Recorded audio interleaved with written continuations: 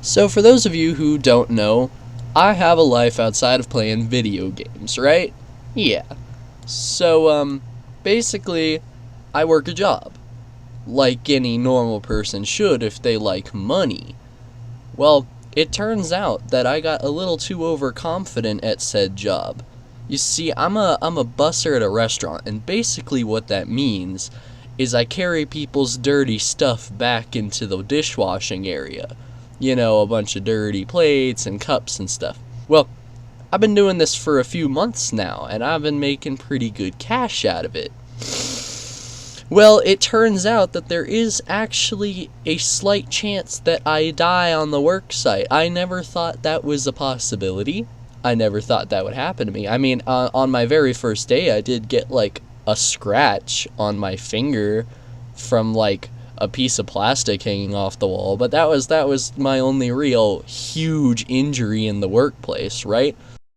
Well, I guess it can get a lot worse than that, because just yesterday, I had to go to the emergency room. Now, before you're like, oh my god, are you okay? Are you dying? I'm fine. I got out just fine. Nothing too bad happened. But I'll explain what happened.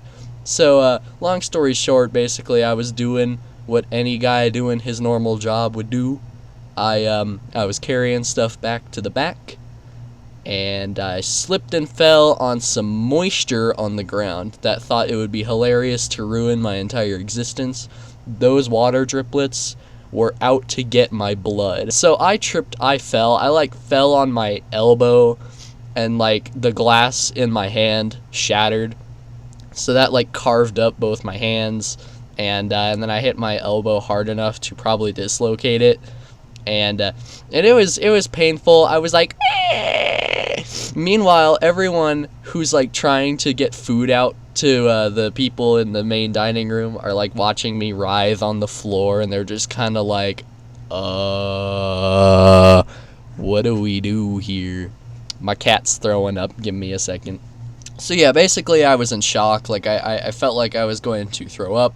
I had cold sweat running down my back and my face and all kinds of stuff. My sister also works at this place, and she was freaking out more than probably I was. And then I randomly started thinking about formaldehyde, and everyone thought I was insane. Everyone thought I hit my head because I'm talking about formaldehyde, not worrying that I'm literally gushing blood from my palms. And listen, bro, I just wanted to know what chemical they put the organs into, man. I don't know. I mean, it just keeps my brain busy. I don't know. But basically, they were all super nice. They were all helping me out, especially my sister. She's super cool. And then my boss came around, and he was like, "Hey, we might have to take you to the emergency room." And I was like, "Oh, here we go." So they call my parents. My sister calls my parents, and they come down, and they get me in the car, and they're super cool. And then they bring me into the emergency room. So I'm in the waiting room, and they just tell me to sit down, and then they're like, "Here, take this mask." I'm bleeding from the palms. I might have broken bones, and they're like, "Nah, bro, we don't want your germs. That's first and foremost priorities." So I went up to the guy, and he was like, "So, do you have a concussion?" And I'm like, "Sir, that's why I'm here. I'm hoping you'd be able to figure that out for me." Yeah, it'd be cool. So I just gave him my best answer. I was just like, I can't think straight all the way, but I can remember most of what happened, so I should be okay. I told him all my symptoms after the fall and everything, and he was like, "Okay, go wait in the waiting chair. We'll get a nurse to you." I was like, all right. So I'm sitting there with my mom, and we're both just kind of chilling, and I'm just like, wow, I'm in pain in multiple places, but you know what? It's fine. Nurse brings me back. I lay down on this table, and then they just start asking me loads of questions that I have already answered 30 times. And at this point, I'm not even staying consistent with my own story because so many people have asked me the same question over and over, and I'm too busy focusing on how much blood is pouring out of my hands that I'm just starting to just answer very vaguely which I think they noticed. I don't know if they noticed. I was actually fairly calm. Like, they laid me down and they were like, because we wrapped my hand at the restaurant with like a towel, and she's about to take it off, and then she looks me in the eyes and she's like, "Do you get squeamish looking at your own blood?" And I was like, "No." And she looked so surprised. Like, everyone answers yes to that question. She looks me in the eyes and is like, "What? What? How are you not scared of your own ectoplasm?" I don't know. But we took the napkin off, and it was a tiny cut. And then I realized that I had like 30 other cuts everywhere. It wasn't just the one. And this cut was so small. Side note, I have no idea how this one tiny cut was like gushing blood like a geyser. I don't know how my body was capable of sending that much blood through one tiny hole in my skin, but whatever. And then she like had me wash my hands, which that was comfortable. Yeah, no, you have a bunch of little cuts in your hand, and it's comfy, dude. It's comfortable. Basically, like, they were like, "All right, what hurts?" And I was like, "My hands and my elbow and my knee." Like, I cut up my knees as well. And they were like, "All right." So they had me do like a bunch of limb tests, like movement tests. They were like, "Can you bend your elbow? Can you bend your knees? Can you bring your foot up to my hand?" And I was like, "Sure, man, I got this." And then basically that was that. And they were like, "All right, we're gonna go get the X-ray machine." And then they bring the X-ray machine in, and then they tell my mom to step out of the room, and she steps out of the room too. And they're like, "Here, have this thing in your lap that protects you from the radiation, and go ahead and put your arm on this table underneath the X-ray thing."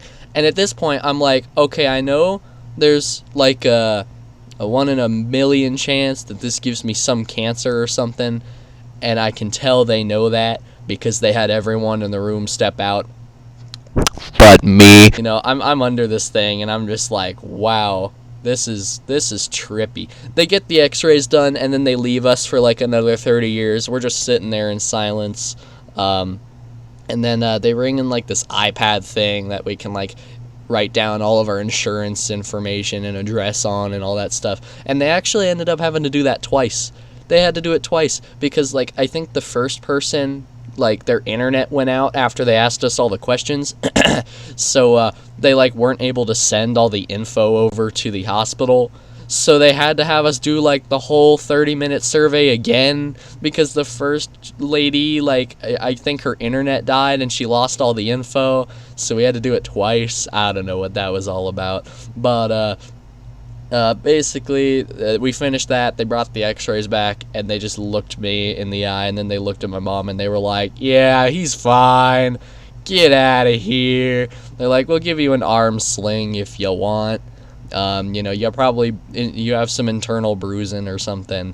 You don't have any glass. You don't have any foreign bodies left in your flesh. You're good. You're just gonna bleed for a bit and maybe be a little uncomfortable, but otherwise, you're fine." So I was just like, okay, that's good, that's cool. What is that? What are you, Spider-Man? Peace. I think that's what Peace. And then I was not about to pass up this opportunity, bro. I know they give out those X-ray pictures, and I look at her and I'm like, "Can I have the pictures of my bones?"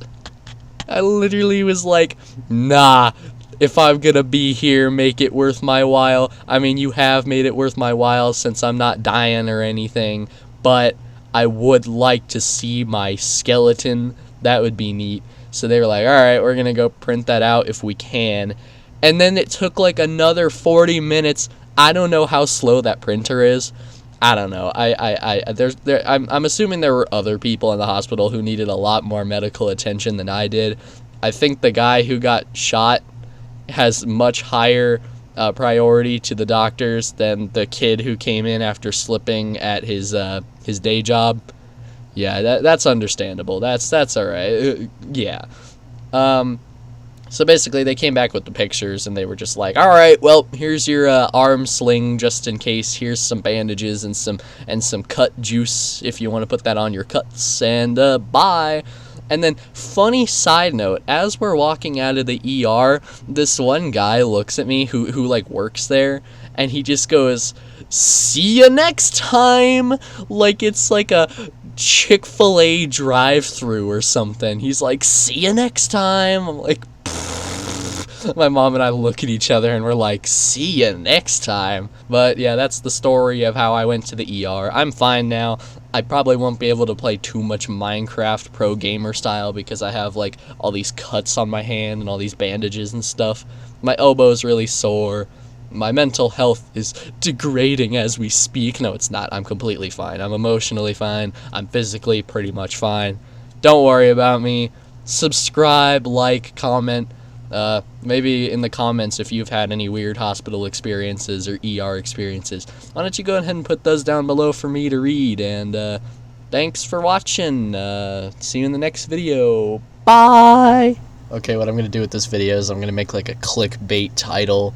It says, "Went to the hospital," not clickbait. Have a thumbnail of me in my hospital bed with a bunch of red arrows. It's gonna be great. Oh.